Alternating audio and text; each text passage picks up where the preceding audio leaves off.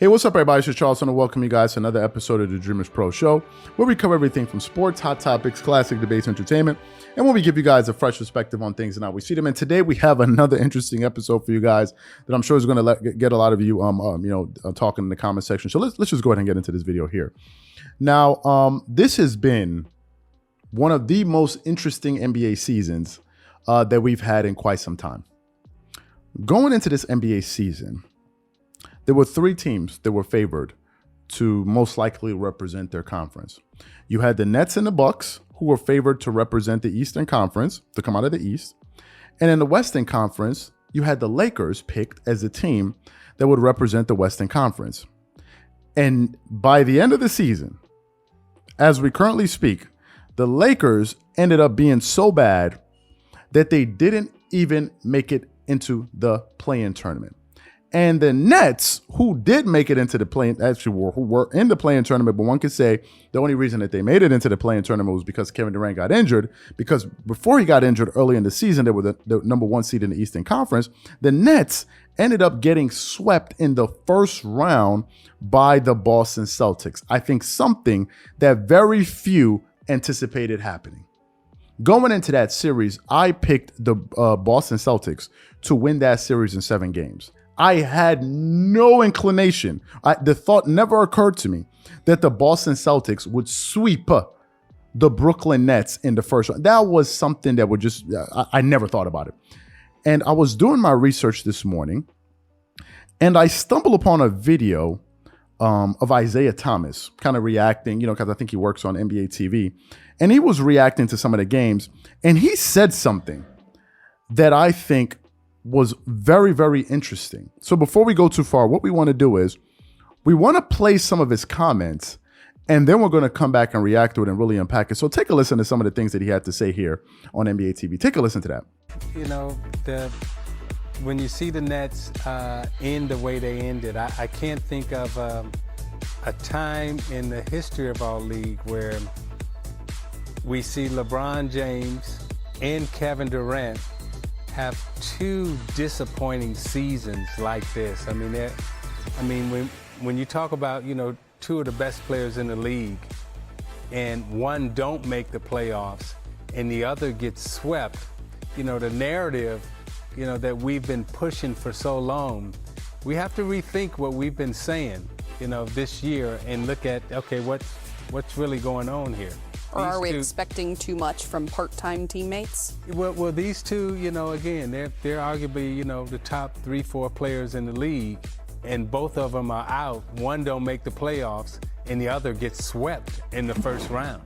39. That's unheard of. 7. I was going to say after this playoff season, definitely we're going to have to do some rethinking of who the top players are, because we've had LeBron James and Kevin Durant like in the top, and one got swept and one didn't even make the play-in. So, we're going to have to do some rethinking about who's the top. Now, those comments that Isiah Thomas just made actually brings me back to a person we talked about on this channel about a month or so ago, about 4 to 5 or 6 weeks ago. And that person was Rick Bucher. About 5 or 6 weeks ago, or maybe a month ago, Rick Bucher went on First Things First. And while he was on there was a spat between him and Nick Wright. And basically, what Rick Bucher said was essentially, he isn't sure, whatever, that the Lakers had a top 10 player on their roster.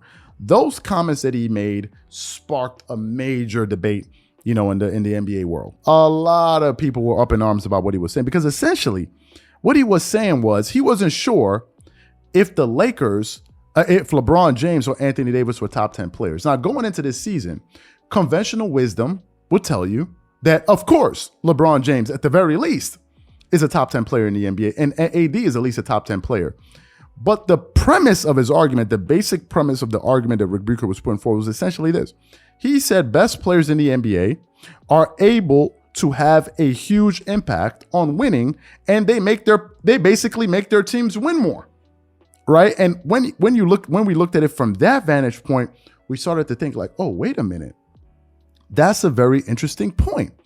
So by that measure, LeBron James and Anthony Davis automatically fall out of the top 10 because those guys were not able, even when they were on the court, they could not help their team win any games. The Lakers didn't even win 31 games with those guys. I think they won 33 games at the end of the season, but those guys sat, right?